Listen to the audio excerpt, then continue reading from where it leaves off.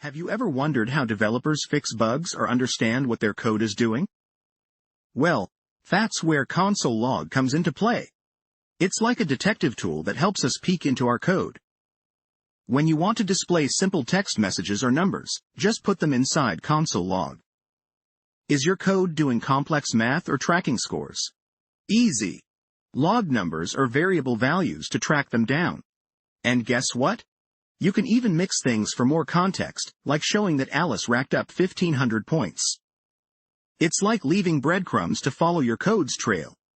Ever used placeholders in console logs to format text? They're like templates.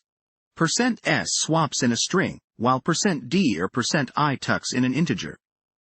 Need decimal precision? %f has you covered with floats. Say we're tracking Alice's finances. You lay down her details in a single line. Her name, age, and balance neatly formatted to 2 decimal places. It's a slick way to keep data organized and readable in your logs, almost like filling in the blanks on a form.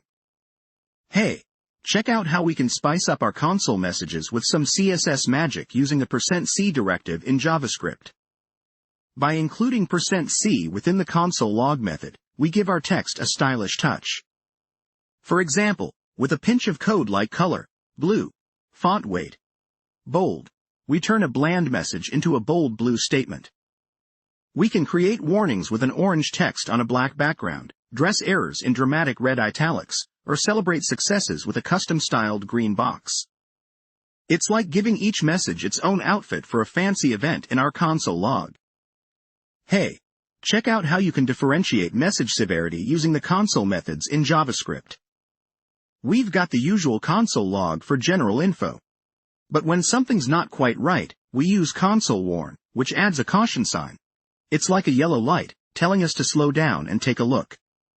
And for those oh no moments when something crashes, there's console.error.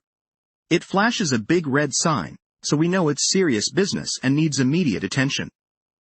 Pretty handy for quick debugging, right? Imagine you're sifting through your console messages trying to make sense of what's happening when your code runs. It's like trying to find a needle in a haystack, right?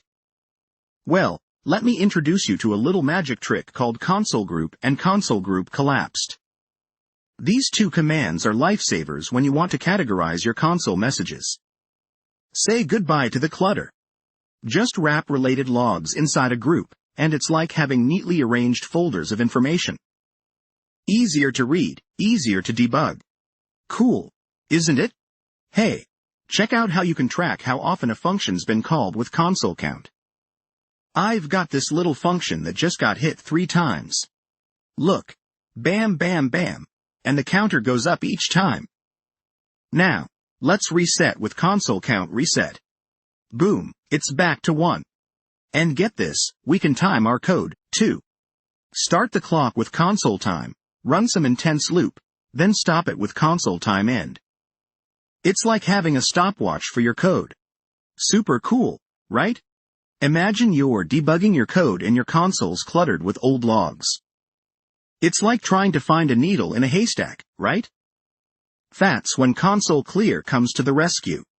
Think of it as hitting the refresh button. It wipes the slate clean, giving you a fresh start for a new debugging session.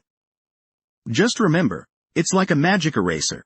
Once you use it, all those previous messages poof. They're gone. So use it wisely, especially if you might need those old logs as breadcrumbs to backtrack your steps later on.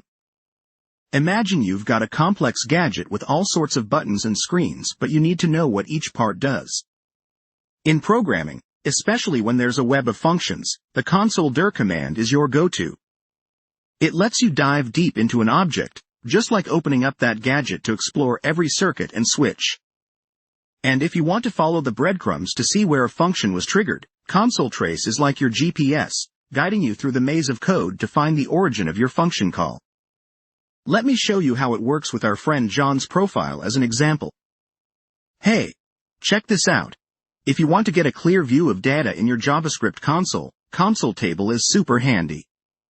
Imagine you've got a list of fruits, each with its name, color, and sweetness level. By using console table, you can print this info in a neat table, making it way easier to read. Just pop your array of fruit objects into console table and boom, you've got a structured overview with rows and columns. Super useful for debugging or just getting a better look at your data, right? So, picture this. You've got a tight loop handling a ton of data in your code.